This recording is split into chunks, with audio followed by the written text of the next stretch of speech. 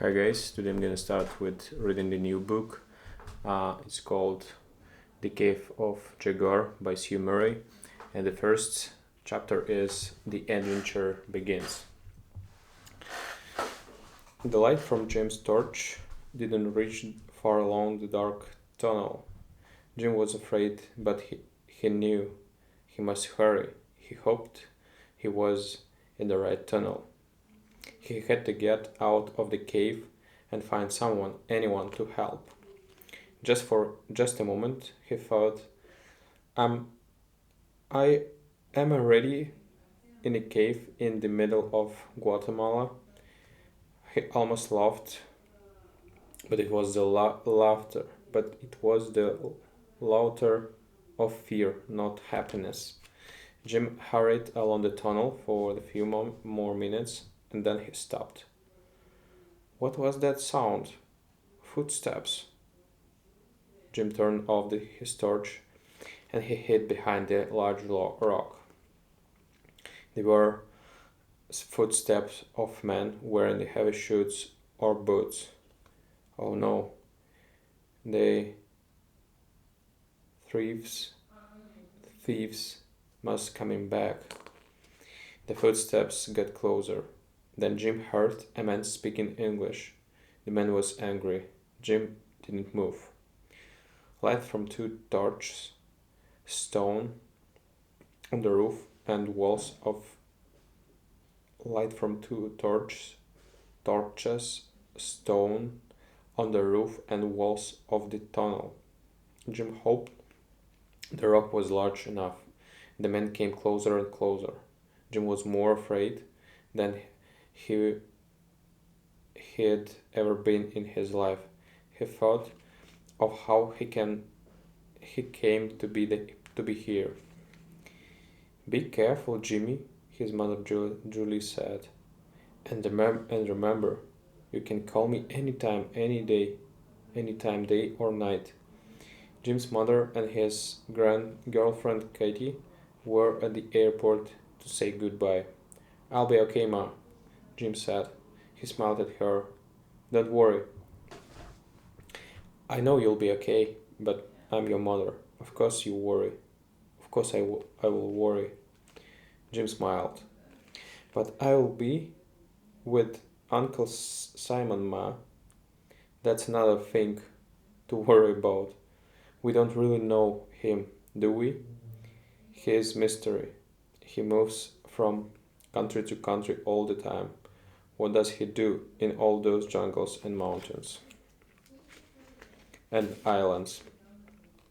He never comes back to Canada. He's always in some strange new place. Ma, we've talked about this, said Jim. Simon's dad's brother. I want to get to know him. I want to be here. I want to hear stories of when he and Dad were boys. Well, Simon never come to Vancouver to tell you stories, does he? He was always too busy when your father was alive. And in last 5 years. Well, Simon has not been a very good uncle. I don't like him and I don't trust him. He never sent you birthday presents and he never came for Christmas with us, his family.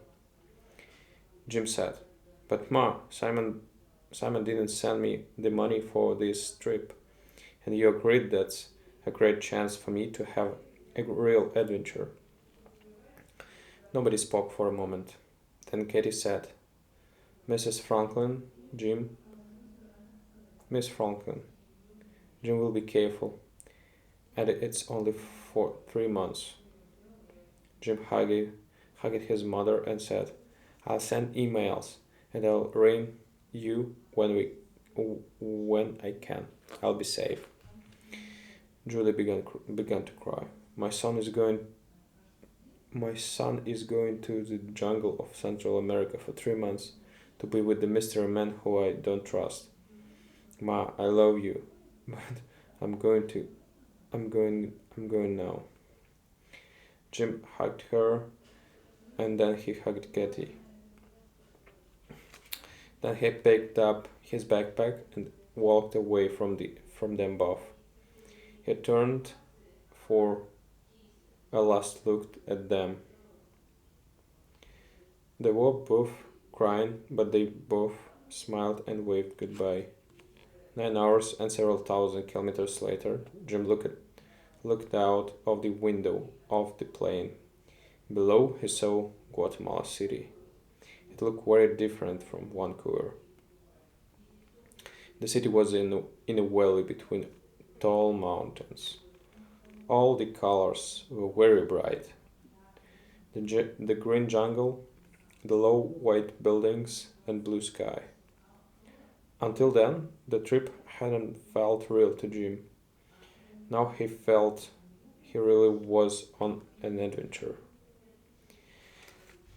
At the airport, Jim looked for Simon. He didn't see his uncle in the crowd.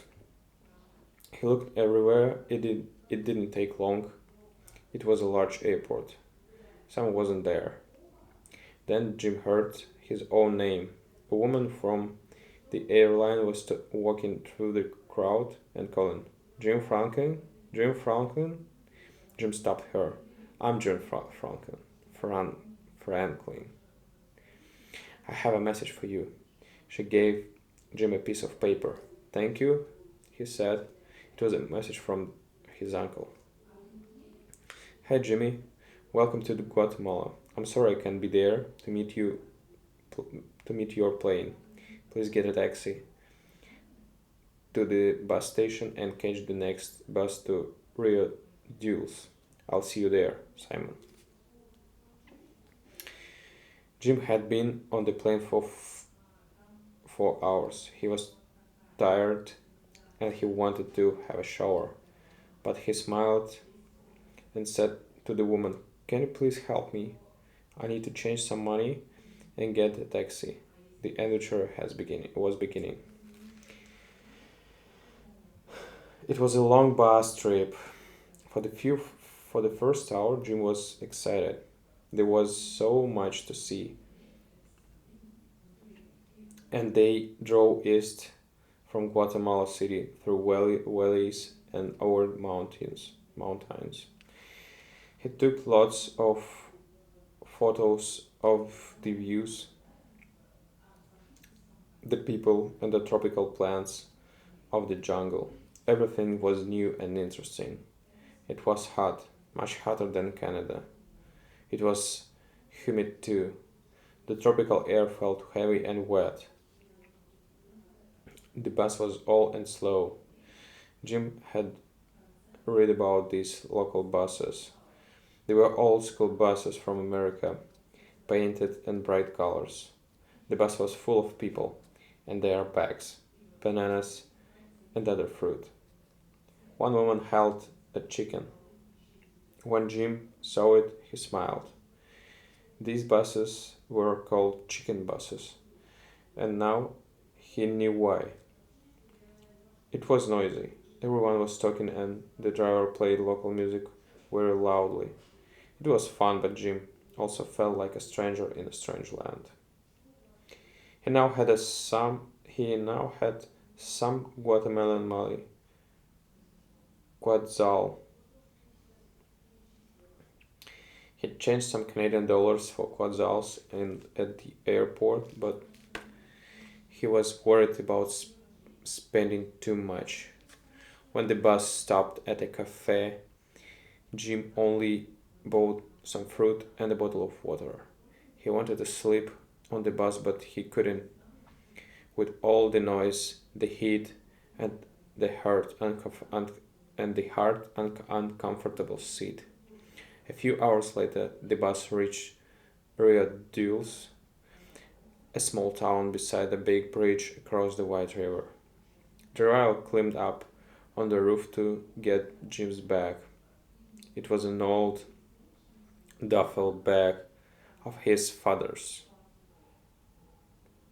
Jim reached up and took it. Jim was very tired and hungry. There weren't many people in the town, and there was no Simon waiting to meet Jimmy. Jim Jim began to worry. What if Simon doesn't come? I don't know anyone here in Guatemala. What if Ma was right? What if Simon can't be trusted? Or what if something has happened to him? He thought about ringing Katie. He really wanted to hear her voice, but he didn't want to worry her. He wanted to go home. Then he said to himself, "Come on, you wanted an adventure, didn't you? Find something to eat," and then try to find Simon. He was walking towards a small shop when he saw his uncle. Simon was across the street, talking to another man, and Simon was angry. Okay, that's it for today, and see you tomorrow. Bye.